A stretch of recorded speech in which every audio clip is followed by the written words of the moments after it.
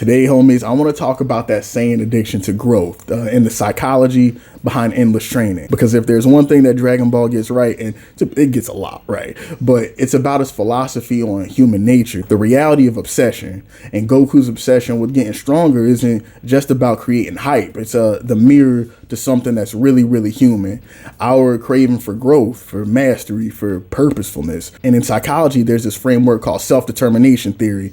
And Goku might be the perfect embodiment of some of these principles. And I want to rap with y'all today about that. So in psychology, there's something called self-determination theory developed by the psychologists DC and Ryan that suggests that there's three core psychological ingredients, things that if our brain is a tree and we're trying to plant and water it the right way, there are three core ingredients that we need, that being autonomy, competence, and relatedness. And when these needs are met, motivation becomes intrinsic. It's internal. We do things for the love of growth itself and pursue them out of passion. And if you think about it, that to me is really Goku in a nutshell. So looking at number one, autonomy, that the freedom of that human and Saiyan spirit that he embodies. And from day one, Goku's been guided by his inner curiosity much more than a sense of external obligation. He leaves Grandpa Gohan's place in the mountains and trains under Roshi, hangs out with Bulma, goes so many places, sees so many things, and he's constantly choosing his own path, even when it confuses everybody else. He fights not out of duty or out of a sense of personal ego, but out of genuine fascination and that love for testing his limits. And that's pure autonomy. That's doing something because it feels right to you. Now, competence, that endless game of mastery, that search for feeling like we're good at something, that we do something well, that we have that ability to grow, that's important to all of us, another pillar within the self-determination theory. And Goku's drive for mastery isn't rooted in insecurity, which I think is really important. It's rooted in play. He trains with gods. He's learning from his rivals, and both friend and foe, he gets something from all those experiences, and he celebrates other people's growth. He's not threatened by it. And what makes him powerful isn't any sense of arrogance. It's his willingness to learn. It's that openness we've talked about in the past. He recognizes his limits, but he doesn't shame himself for having them. And that's why he keeps being able to transcend those, because he's able to acknowledge where he's at on a very real level. And because of that, he's able to integrate this learning and growth from all these things and people and situations around him to be able to continuously and infinitely grow, man. And that's Goku's character. Healthy competence, being able to strive without self-hatred. And then you have relatedness, that sense of community, feeling like other people care about you, that you care about others, that you have a place in the world. And unlike Vegeta, Goku thrives on connection, right? Every major power up he has is rooted in community in a weird way. I think about Gohan's faith in him and his desire to protect his family, or that rivalry with Vegeta, enemy turned long-term friend that continues propelling him forward. The spirit bomb literally being the essence of community energy, right? He's not a lone wolf, man. He's a product of a social kind of like ecosystem, man. And he's the product of all these situations and these peoples that he's been around, and he allows himself to embrace that learning again for continued growth and motivation. Now let's take a look at the shadow side, man. Let's take a look at Vegeta, because he takes a lot of these motivational principles and kind of flips them on their head. Vegeta has this kind of autonomy that's undermined by external pressure, where he seems completely autonomous ultra instinct. I'm sorry, that was mad random. Whenever I hear that word, that's the thing that comes to mind. But Vegeta seems autonomous, right? The proud prince doing his own thing. But much of his drive has been forged by so many of these external pressures, whether it be working under Frieza or the expectations of his royal blood in his place in the Saiyan lineage. His whole self-concept was built around external validation from the moment that character was conceived, whether it be lineage, status, revenge, competition. Even when he rebels, his rebellion is reacting against something else. It's not necessarily from a place that's completely intrinsically chosen, and that's controlled motivation, right? And that's why he always seems to hit these ceilings that Goku doesn't. And it makes me think about that number one talk in the Buu saga, and about him finally recognizing what that barrier is and what made Goku.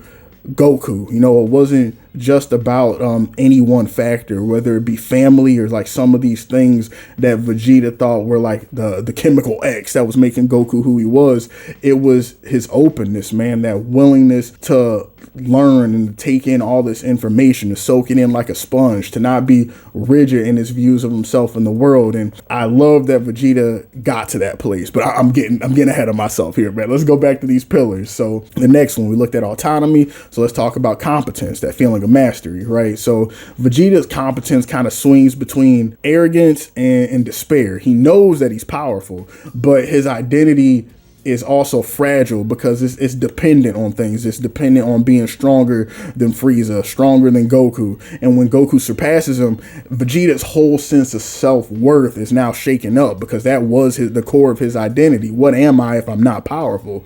And that mirrors in psychology like contingent self-esteem, the concept of contingent self-esteem, where your confidence and how you feel about yourself, your sense of self-worth is all depending on outperforming other people, not personal progress. And that's not sustainable, man. Like that type of competition or that sort of motivating force either burns out or it burns you out. It's because it's coming from a place of ego defense, not intrinsic motivation. And then looking at relatedness, and this is a late game kind of awakening for Vegeta, a late game change that we see in him, because early Vegeta sees attachment as a weakness. I think so much about his relationship with Trunks again in the Cell Saga, and how there was this curiosity, but he also couldn't help but see his son as a threat. Like him coming in with that power that he showed against Mecha Frieza, and Vegeta banging his head against the wall, seeing two Super Saiyans now while he hadn't reached that limit. And instead of reaching out to them to try to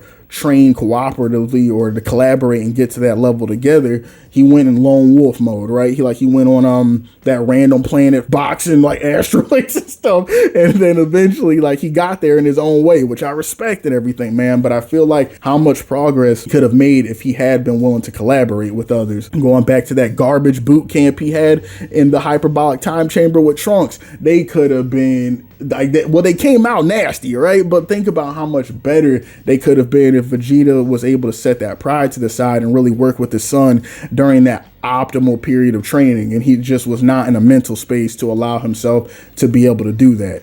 And when I think about later on in the series, when he finally starts to accept family, community with Bulma, Trunks, and even Goku, he starts to reach higher emotional, physical, and spiritual maturity. He just matures in every way across the board. His character arc literally shows this concept of self-determination theory in motion, man, moving from this sense of external validation and fear and pressure being your ruling force into internal alignment, figuring out what matters to you and being able to integrate that as your new fuel, man, your new motor. And when he fights for other people, he becomes free in a really weird kind of ironic twist of fate, man. So this is why I want to talk about this, because I think that there's such cool parallels between this concept and everything that Dragon Ball embodies. You know, I love talking about like the power scaling stuff and just some of these other things, but it's a real like case study in human motivation, weirdly enough too, with Goku representing the concept of intrinsic growth, right? The mastery driven through joy, and Vegeta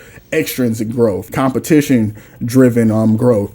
And both can push a person, right? But it's very hard to be in an internal place of peace if everything I do is competition driven. So Dragon Ball just being a reminder for me that when we pursue growth out of either fear or pure competition, that's when you see a person burn out, if we're being real. But when we pursue it from that place of like curiosity, from purpose, do I really want this thing? What actually matters to me? That's when you start to see barriers get broken and everything, man. And it's not like we'll all have to be Goku. I'd love to be Goku. Like that's the boy.